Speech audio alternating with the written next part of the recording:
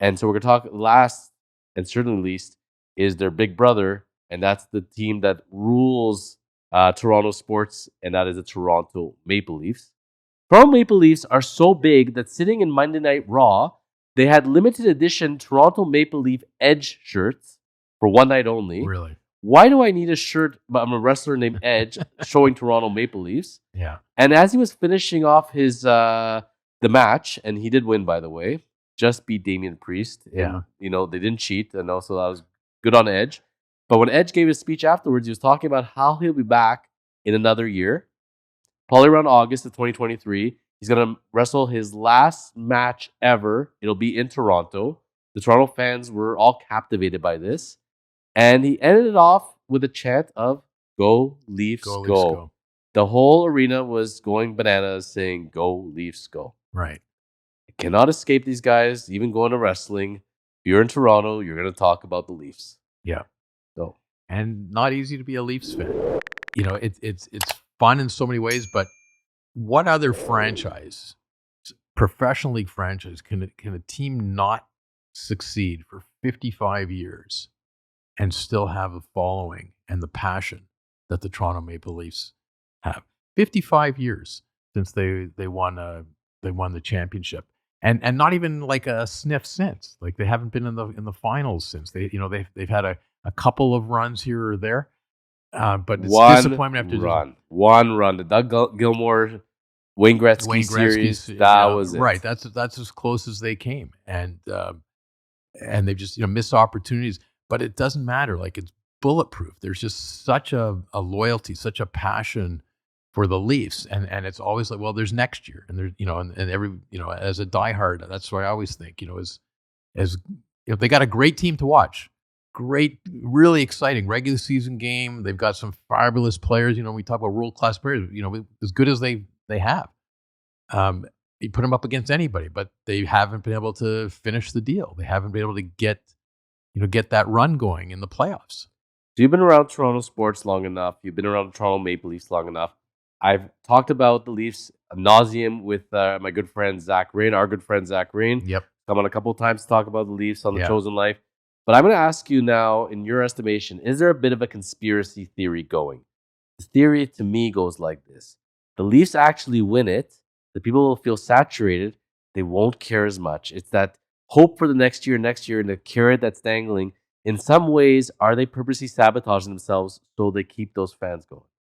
Yeah, I don't buy it. I think the level that they'll achieve if they actually win here will be like none other anywhere else in the history of sports, in Canada anyways. Like, you just can't compare it to anything. There's such a loyalty from coast to coast and other places in the world, wherever the Leafs go. When the Leafs are playing in LA, half the building is Leaf fans. When they're playing in Florida, 3/4 of the building is Leafs fans. They play in New York, they play wherever they are. There's displaced Canadians and Leaf fans everywhere. They'll all come out of the woodwork. They'll all be celebrating. It'll be the greatest thing ever. And if they actually do it, the guys that are on the team are immortalized. Whether it be Matthews, Marner, or whoever it's going to be that be on that team, they'll be immortalized in this city. Like, we're still talking about the '67 team. Yes. And, and like Johnny Bower and all the guys that were, and Dave Keon and the guys that were part of that team are part of Toronto folklore. And the reason they stay so high is because it's been 55 years since anybody else has won. So those guys are always the champions because there's nobody that's come along to replace them. So whoever does that will be immortalized in this city. And I think the franchise will reach levels that it's never could even imagine. So you think they're going to sell a few more shirts and a few more, banners and things like that if they win, and that'll last for a period of time, and maybe it'll come back, but it'll never look. They've been this successful this long without winning. You can only imagine the heights they'd reach by winning. So I had a solution with Zach. Zach kind of liked it. I'll see how you're going to feel about this. But I think there's only one way to do this. It's Theo Epstein. So Theo Epstein in baseball goes and gets rid of the Red Sox curse, gets rid of the Cubs curse.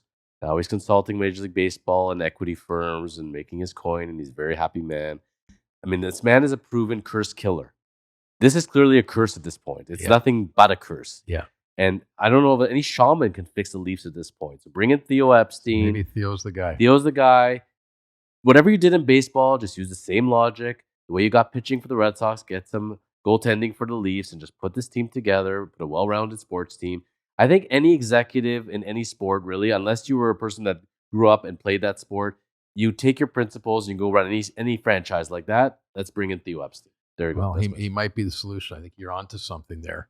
And I think the Leafs, probably the best comparison would be the Boston Red Sox, as teams that have money, have systems, have a minor league system, have feeder systems, have good players, can be competitive, and then they didn't win for so long. They just couldn't win, right?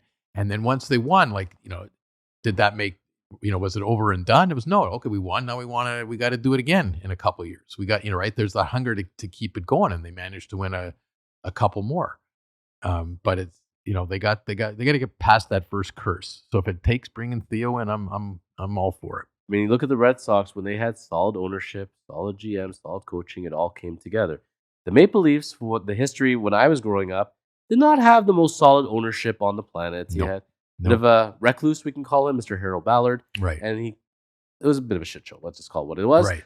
But once they got the ownership structure together, and Mr. Tannenbaum is doing great things there, we have, I think, really good, for most part, administratively, the executives. Then we got the coaching part. I think we just can somehow to tie this thing together. And, there's so, in some way like the Blue Jays, they're so on the cusp. They have all these wingers and scorers the same way the Jays have all these hitters, goaltending, pitching. It all comes down to it. Like I always bring up Binnington in St. Louis. Man, when you have a goaltender that the puck looks like a beach ball for him, right, it's so fun to watch. Right. You take Binnington when he was doing on St. Louis, put him on the Leafs. Oh my God, we're not losing a game all year. Right. With what we have. Right. So I hope they're going to put it together. In my estimation right now, if I'm a betting man, I'm going to Vegas. I think I'm going to go on record now. If they stay fairly healthy, they're going to win a round this year for sure. That's where I see it going. But I don't see it going past that. And they're in a league where they're choked with that cap. Like there's no way around it. Like you got capologists figure out, okay, I'm going to put this guy on the injured reserve and then bring him back as the playoffs start. And it's not going to count against the cap. You have to do all these semantics. But when you have like 5 wingers that are all going to get $5 million plus, it ain't going to happen. So eventually we're going to have to lose our talent. And I can't see it happening. They better deliver this year, next year. I'm not going to say they're going to blow up the team, but changes are going to come. And I don't see it happening. Do you see a parade coming if you're going to go on record right now? I really thought the last 2 years were great opportunities. The year with when we're playing in an all-Canadian division, to me, it was like a no-brainer we're going to come out of that division. Right. Like, who do we got to beat? We were beating up on these teams all year. Just got to beat them in the playoffs, and that gets us to the Stanley Cup Finals. And maybe we play a Colorado or a Tampa or somebody good in the finals, but we should get there. And they managed to blow that, right? And this past year too, I thought they had a tough draw in Tampa in the first round, but they were good enough to beat Tampa, but they didn't. They managed a way not to do it.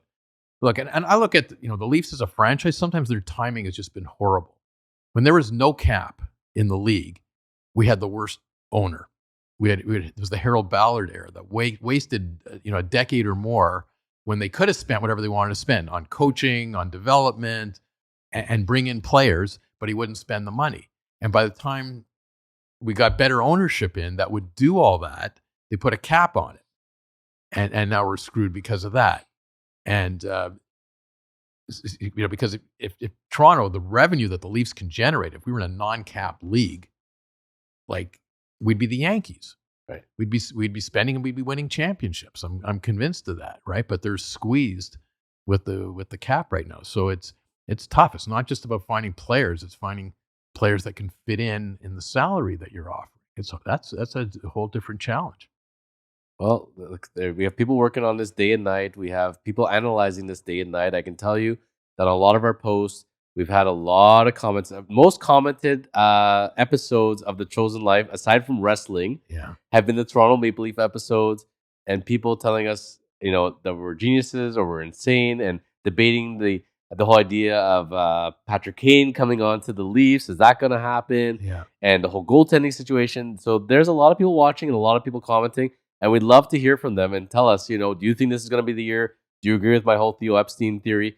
Let's talk about it. But, that's where it's really great about the community, where we can all debate it. And as if we're going to come to some consensus and then it's actually going to happen. Right. But that's unfortunately not the case, and that's one of the things that we love about sports. But everybody in Toronto is a Toronto Maple Leafs general manager in their mind. Like everybody thinks that they know what has to be happening. You know, let's pick up Patrick.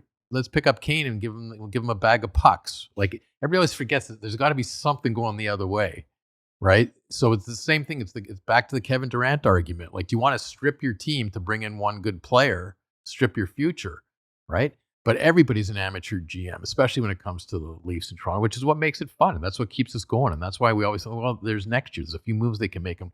And we spend, as Leaf fans, we spend as much time following the Leafs in the off season as we do in the regular season. Like we want to win the off season as much as we want to win the regular season. The most items I get on my sports feed, and it just comes random based on stuff I've read before. I get so many hypothetical Maple Leaf trades all the time put into my feed for some reason. Things that make no sense whatsoever. Debating when a guy's going to be a free agent in 3 years from now if we're going to sign him. Right. It's absolutely obscene.